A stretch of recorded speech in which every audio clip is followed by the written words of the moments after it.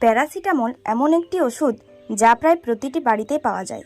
এই ওষুধটি জ্বর, মাথা ব্যথা, শরীরে ব্যথা, ডেঙ্গু, ম্যালেরিয়া এমনকি চিকেনগুনিয়াতেও ব্যবহৃত হয়।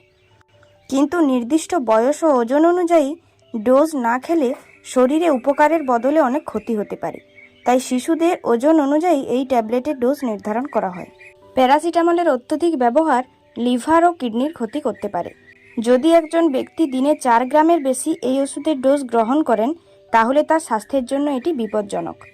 ভারতের বিভিন্ন রাজ্যের ওষুধ দোকানে যেমন ইউপি, বিহার, রাজস্থান, হরিয়ানা, পাঞ্জাব, হিমাচল প্রদেশে এটি প্যারাসিটামল, ক্রসিন, ডোলো, ক্যালপল, সুমো এল, কাবিমল, প্যাসিমল ইত্যাদি বিভিন্ন নামে বিক্রি হয়।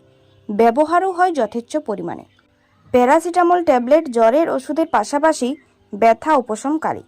চিকিৎসকেরা এই ট্যাবলেট জ্বরের পাশাপাশি পিরিয়ড বা মাসিকের ব্যথা, দাঁতের ব্যথা, ঠান্ডা লাগার পাশাপাশি অস্টিও আর্থাইটিসের ব্যথা কমাতে প্রেসক্রাইব করে থাকেন।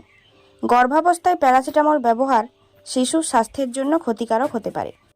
যদি একজন প্রাপ্তবয়স্কের জ্বর থাকে এবং তার ওজন 40 কেজির বেশি হয় তবে প্যারাসিটামলের ডোজ 500 মিলিগ্রাম থেকে 650 মিলিগ্রাম হওয়া উচিত।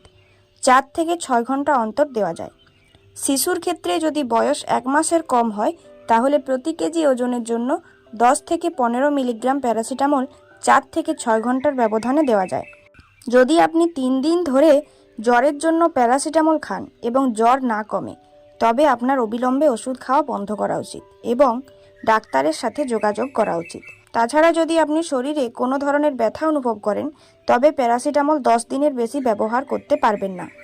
লিভার ও কিডনির রোগে আক্রান্ত, অ্যালকোহলে আসক্তি বা কম ওজনের ব্যক্তিদের চিকিৎসকের পরামর্শ ছাড়া প্যারাসিটামল ব্যবহার করা উচিত নয়।